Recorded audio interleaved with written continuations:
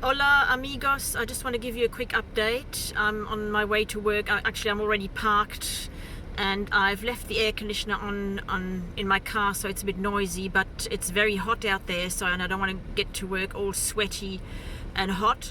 So I didn't really sleep very well last night because thoughts were going through my head and I was very emotional about everything that's happening, the divorce procedure, and I really feel bad. I shouldn't feel bad, but I really feel bad for my ex-husband, and I feel for him. I feel sorry for him, and I actually feel ashamed, even though it's irrational.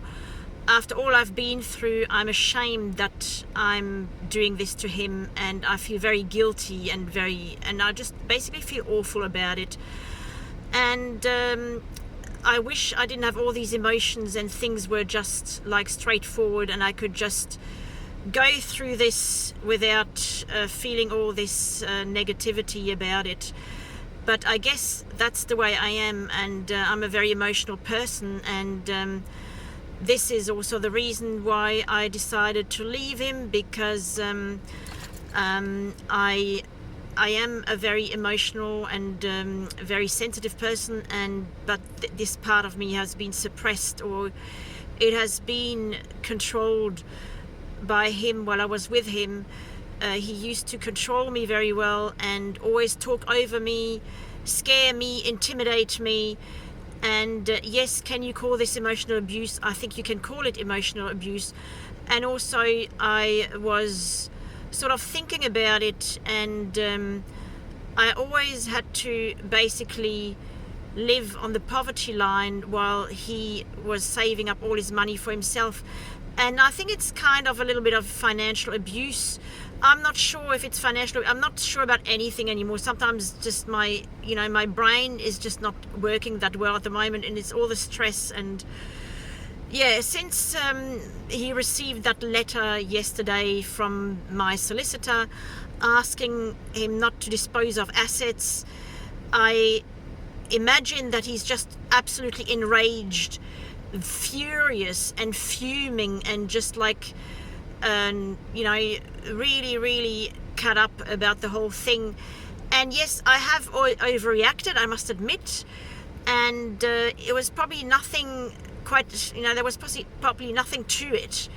I mean, the four-wheel drive he's given to his grandson is quite old and aged, but it's also in a very good condition. I think my ex put a lot of work into that car, because all last year he worked on it with his brother. Every weekend he was over there, and never used to spend any time with me, but always with his brother fixing the car. And I think he's put a lot of work into that car, and it's definitely got some value, at least a few $1,000s.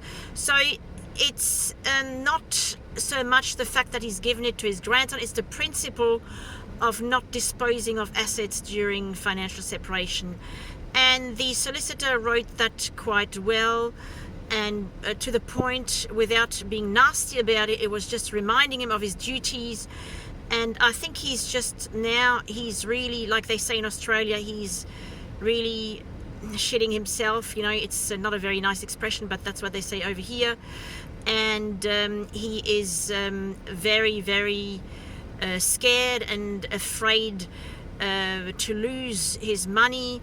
And I think he doesn't understand that when you go through divorce, you actually have to cut your assets in half, and one half goes to you and the other half to your partner, and that's the law. I mean, I'm never gonna try and get anything that I'm not entitled to, and I won't even push for more than what I'm entitled to. I mean, my lawyer said, you could easily get more than 50%, because with all your contributions and having a child and looking after your young child without any financial support, because when Nina was little, our daughter, I only took 2 months off after giving birth, and during those 2 months I supported myself with my savings, and my ex-husband did not support me during that time. I had to go back to work when she was only 2 months old. I was doing night shifts, and it was a very, very difficult time, because I had a baby to look after. So basically I was doing night shifts, and when I went home I couldn't sleep, so I had to stay up the whole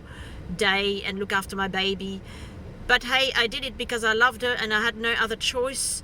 Daycare is very, very expensive in Australia, and it's not something I wanted to do at the time.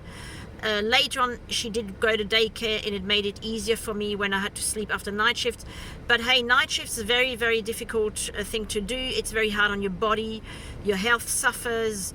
And that's what I did to support my daughter and my kids for my first marriage, which my ex-husband always wanted to make a point that he did not want these children as his own. He didn't want to play the role of a stepdad. He didn't want to support them. He was already whinging about having to pay half of the bills in the house because he said, oh, they're using up water, they're using up electricity, and it's not fair for me to have to pay to the... He was very petty, always very, very petty about money. Like, money is his everything. And hey, I'm not trying to get anything I'm not entitled to. On the contrary, I would be quite happy just to get 50% of our shared assets, and that is very reasonable. And he doesn't understand that your pension, we call it superannuation in Australia, is a shared asset. He thinks it's all for himself. I mean, in his eyes, I should, if I separate, get a divorce, I should be spending the rest of my days in, in semi-poverty probably, while he's enjoying his wealth, and that's how he sees it. But it's not like that, and I don't really understand why did he seek a relationship with a woman in the first place. Why did he want to do that? He knew, I mean, when you're in a relationship, you get married and all that, you do share what you have. If my husband needed money, I would give it to him. My daughter just rang me up, my adult daughter rang me up yesterday. She needed money to fix her car, and I just gave it to her. I just gave her $700 because she needs to get the air conditioner fixed on it. It's something she needs. When people you love need something, you just give it to them. You don't think twice, and I could never understand that. So if he just wanted to live for himself and his money, why didn't he just, stay on his own, stay single? I don't get it. It's like, why make his life more complicated by adding a woman with baggage on top of that? He could have gotten someone who's just, a single woman without any kids to prior relationships. But why did he? I think he did like the fact that he could sort of display me like a trophy because I'm a bit younger than him. I'm, like I said, I'm quite, I look after my health, my body, and, well, not 100% at the moment. I'm not really looking after myself that well, but I don't smoke, I don't drink, I look after my, my fitness, and I keep my body, within a normal BMI and stuff like that. So I don't let myself go, and I don't eat a lot of junk food, and I don't let myself become obese like a lot of women in middle age do, especially in his family. They're all like big, huge women, and very unfit and have heaps of health problems. Well, I'm not like that, and I cultivate my brain as well. I speak 4 languages, and I do play the piano, and I read a lot of books, and I'm quite able to hold an intellectual conversation if I have to. But so I guess he can display that like a trophy to other people, his family, he doesn't really have any friends, but to the outside world it looks all perfect. But he's never really treated me like a human being with feelings. I was never allowed to ask questions. I mean, I was even scared to ask questions. I was frightened. I mean, why did I never ask him how much money he's really got? Because I was terrified of asking that question because of the reaction. He would just then fly into one of his narcissistic rages, and the look in his eyes then would change and become all nasty and mean, and put me down and call me a greedy bitch, and that's another thing. I think what's very characteristic of the integrated psychopath is they basically pose themselves as the victim. So they basically become the victim of the victim, and that's what's happening.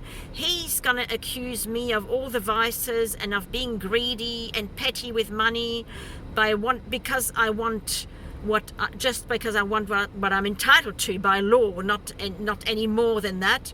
So he's accusing me of destroying him financially and going after his money, because it's all his money. Even though we were married, he doesn't see it as a shared asset. And I think that's where he's wrong. He needs to understand that when you go through a divorce, these assets are all shared, and it's not something that is nasty and against him, and he doesn't need to play the victim about it.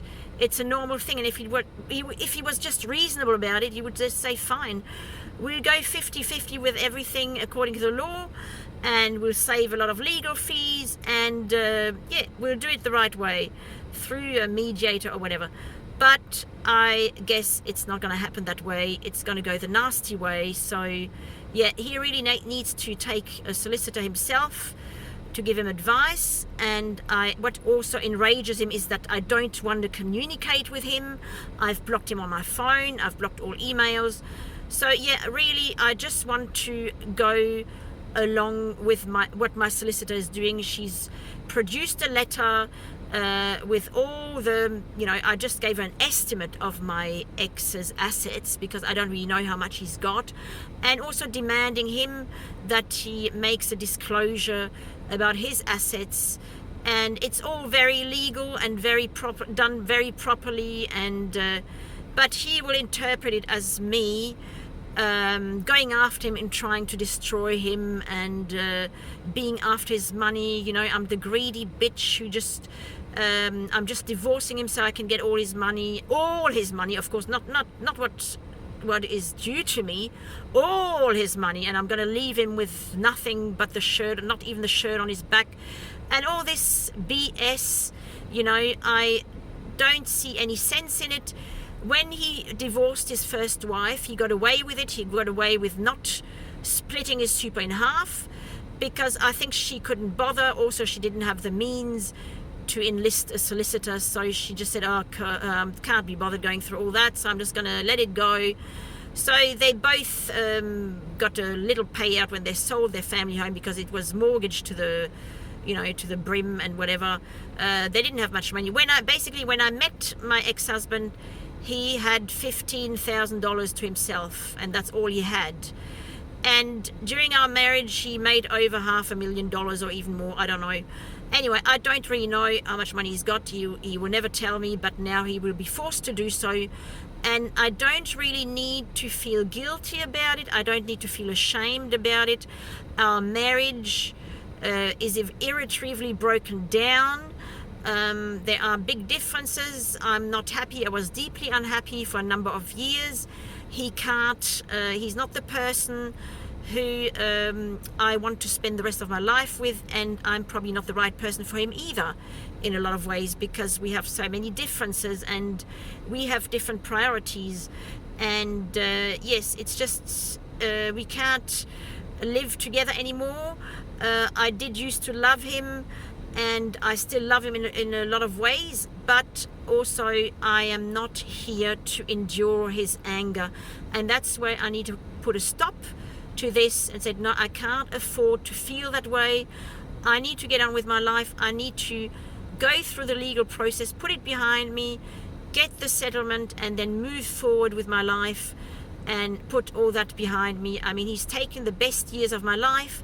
I've given him a beautiful daughter, and I have spent like I said, the best years of my life with him, but he did not appreciate my presence, and he treated me like an accessory or a piece of furniture or just an object in the house, and not like a human being with feelings, emotions, aspirations, plans for the future. He would never make any plans with me, never. So yeah, there you go. So I don't really need to feel guilty, ashamed, and this horrible feeling of having done something wrong, because he wants me to feel that way. He wants to be the victim. So he wants to be, the psychopath wants to be the victim of his victim, and he will tell his whole family about it, what I've done to him, so I come out as the evil one. But hey, what difference does it make? I don't care. I really don't care anymore. He's never cared about how I felt.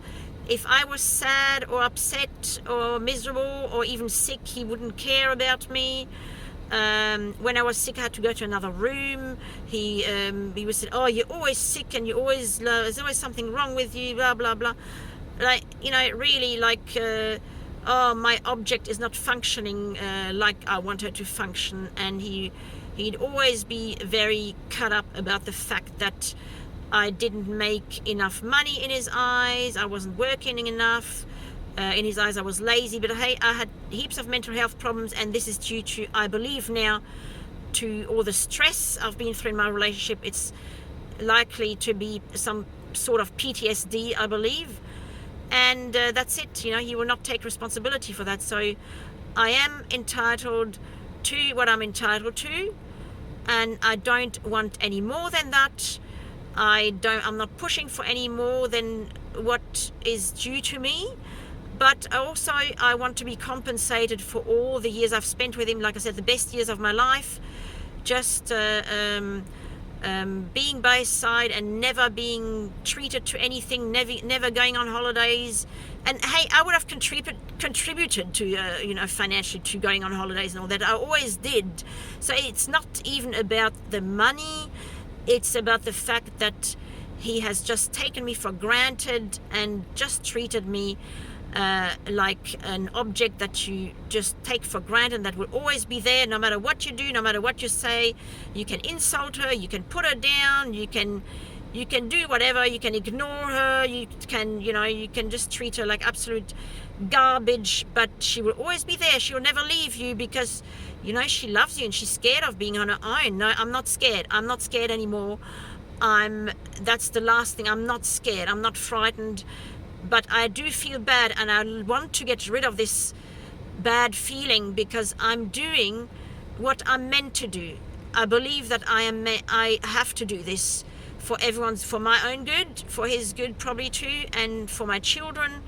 And they're all telling me I'm doing the right thing. None of them has ever liked Joe. They all despise him, except for one of my daughters. She gets along quite well with him. He's got a bit of a soft spot for her, but that's about. But she's never seen him when he was really emotionally abusive towards me, or she's forgotten maybe. But yeah, there has been a lot going on, and I believe that emotional abuse was an integral part of our marriage. And if I left him the way I did, there was a reason for it. Also, he's always refused to do any sort of relationship therapy. He's always said, no, relationship therapy is not for me, because he doesn't want, and he's always said to me, I'm not going to change. Tell me what you want, I won't change, and I'm not going to change for you, I'm not going to change for anyone. And that's why I had to leave as well. I tell him, I'm not forcing, I didn't want to tell him to change, because he's told me many times that he didn't want to change and he wasn't prepared to change. So why would I tell him to change, or to change his way, or to improve our marriage? I don't think he was able to do that. I think this is all he's ever been able to give to a woman, and that he will always be able to give, which is not much.